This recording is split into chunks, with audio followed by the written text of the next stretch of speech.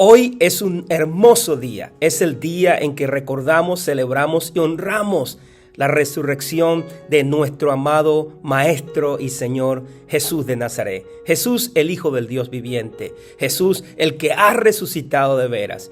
También pienso que este día es un día donde hay gentes pensando que están olvidadas a los ojos de Dios o en el corazón y la presencia de Dios. Tú no estás olvidado, tú no estás olvidada. Aunque hayas fallado, aunque hayas fracasado en tu intento de vivir una vida agradable a los ojos de Dios. Muchas veces nos pasa como a Pedro. Pedro, el hermoso discípulo del Señor Jesús, un hombre lleno de entusiasmo, de valentía, de impulso, que quería siempre hacer muchas cosas para Jesús y con Jesús. En un momento dado se encontró a sí mismo negando al Maestro que tanto amaba. La Escritura dice que una vez que él se dio cuenta que había negado al Señor Jesús 3 veces, salió hacia algún patio que había allí donde se encontraba él y anteriormente con el Señor Jesús, mirando lo que le estaba pasando al Señor Jesús, y cuando se encontraron mirada con mirada, dice que salió a ese patio y lloró amargamente. ¿Por qué lloró amargamente? No solo porque se cumplió lo predicho por Jesús, que le negaría 3 veces antes que cantara el gallo. Pero déjame decirte algo.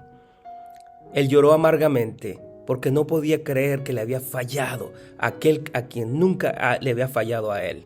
¿Te ha pasado a ti eso? Que le has fallado a Jesús, al Dios Todopoderoso, cuando Él nunca te ha fallado a ti. ¿Te ha pasado que has hecho tu mejor intento y de repente has terminado fallando? Pues déjame decirte que hoy es día de resurrección. Y la Escritura me llama a mí a reconocer que Dios y Jesús piensan en aquellos que se sienten olvidadas y olvidados, en aquellos que piensan que no hay futuro, no hay camino, no hay restauración para ellos.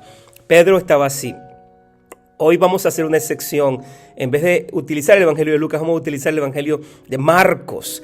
Y el capítulo 16, versículo 1 al 6 nos cuenta una historia extraordinaria de cómo María Magdalena, la otra María llamada la madre de Jacobo, y Salomé fueron a comprar especias aromáticas para enterrar al Señor Jesús, o mejor dicho, para embalsamar al Señor Jesús, y después de que ya había sido enterrado. Es una cosa un poco extraña esa historia, pero lo cierto es que además de hacer eso, una vez se dieron cuenta de que necesitaban mover la piedra, y ya la piedra estaba movida. Como siempre, el Señor va delante de nosotros. Sin embargo, cuando se encontraron en ese lugar, en la tumba, se dieron cuenta que la piedra estaba movida y que había un ángel allí delante de ellas, y estaban aterrorizadas. Y el ángel les dijo estas palabras que me encantaría repetirlas para ti.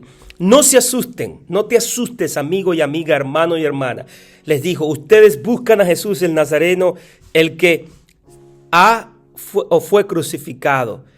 Él ha resucitado. No está aquí en el lugar en que lo pusieron. Pero vayan a decirle a sus discípulos y a sus discípulas, vayan a decirle a sus discípulos y a sus discípulas y a Pedro. Él va delante de ustedes a Galilea, allí lo verán tal como les fue dicho. Interesante, vayan a decirle a sus discípulos y a sus discípulas y a Pedro, aquel que necesitaba escuchar más estas palabras, estando desanimado, estando defraudado de sí mismo, estando atemorizado de que su futuro lucía muy oscuro. Y sin embargo, el ángel le dice, vayan a decirle a sus discípulos y a Pedro.